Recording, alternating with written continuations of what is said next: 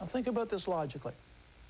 There's 144,000 Jews, 12,000 from each tribe, supernaturally sealed for divine protection on earth. Then everyone else is stung by demonic locusts for 5 months and wish they could die. Where are the Christians? We are not the 144,000 righteous Jews. We cannot be stung by demonic locusts because we are the servants of God. We are protected by God. We obviously are no longer on earth at that time. Logically, therefore, for this and a multitude of other reasons, we can have confidence that God's purpose is not that the church will live through the tribulation. When God takes his church home to glory, he tells us clearly, he is going to deal with Israel. He's going to deal with the nations, and we will be at the marriage supper of the Lamb.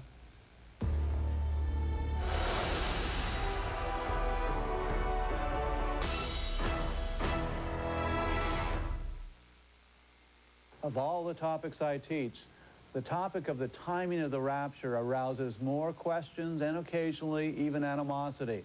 Those who do not believe in the timing of the pre-tribulation rapture sometimes feel almost an anger and believe that you are really saying that the church is somehow going to escape the tribulation and the turmoil that so many Christians in the last 2,000 years have had to endure.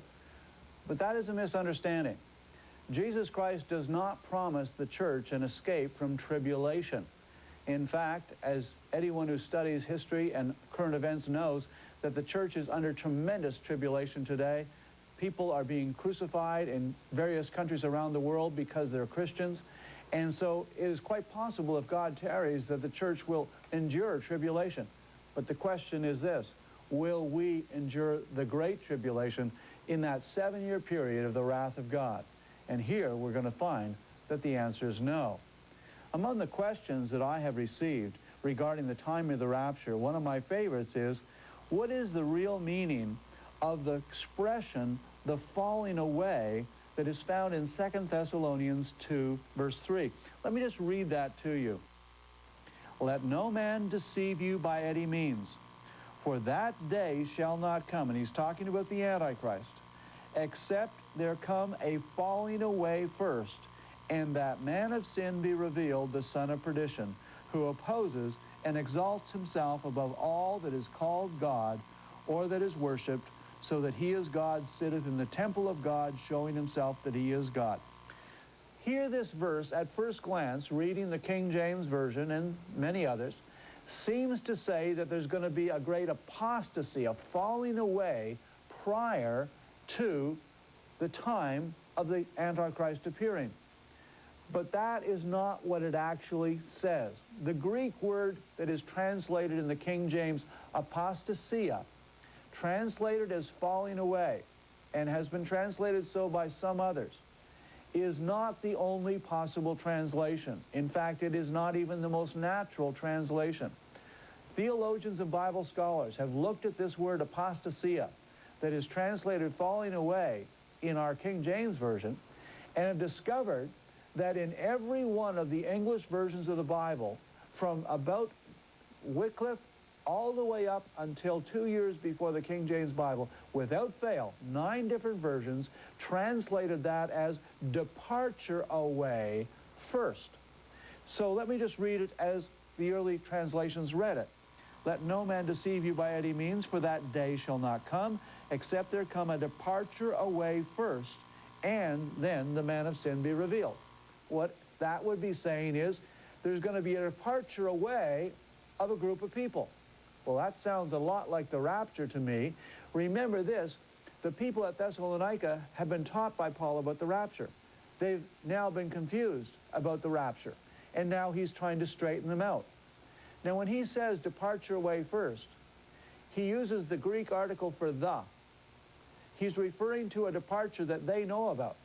If I tell you, pick up the chair, the implication is there's a series of chairs of which one, you and I both know, is the chair I want you to pick up. I believe that it's very clear that Paul is here saying in one of the most clear pre-tribulation verses that the departure away first will occur of people being taken away from the earth by an external force, being the rapture, is what is being referred to. Another question that has appeared when I talk about the rapture is, what is the significance of John's vision of the 24 elders with crowns relative to the timing of the rapture? Well, the answer to this is that John is taken up in sequence in Revelation 4 to heaven after seeing the vision of the 7 letters to the churches. Now he's taken into the future, and he sees the 24 elders with crowns. Now, everything that happens in the tribulation from chapter 6 on is the Great Tribulation. It begins with the 4 horsemen of the apocalypse. The wrath of God is poured out upon unrepentant sinners from chapter 4 all the way to chapter 19. Significantly, we do not see the church mentioned as being on earth one time, not once, from chapter 4 to 19 that deals with the tribulation and the wrath of God. Rather, the fact that John in chapter 4, before this ever even begins, sees the elders with crowns, they represent the church in heaven. Nobody gets a crown until the rapture. Let me give you what Paul also clearly wrote in 2 Timothy chapter 4, verse 8. Henceforth there is laid up for me a crown of righteousness, which the Lord, the righteous judge, shall give me at that day, and not to me only, but unto all them that hath love of his appearing. Paul tells us that God has set aside a day when he's going to give the crown of righteousness to all those who love his appearing. Now, if everyone's going to get it who loves his appearing, then that includes people who are alive right up until the day of the rapture. If John in Revelation 4, before the wrath of God and the tribulation is even described, sees the 24 elders wearing their crowns, then logically the rapture has already taken place in time. When you examine this, I think it's very clear that what God is saying is he's going to take his church home to glory. He's going to give us the crowns and rewards at the judgment seat of Christ that is promised in Romans. And then we're going to partake in the marriage supper of the Lamb described in Revelation 18. In order to eat and drink, we have to have a body. In order to wear the crown, you must have a body. You cannot wear it as a disembodied spirit or ghost.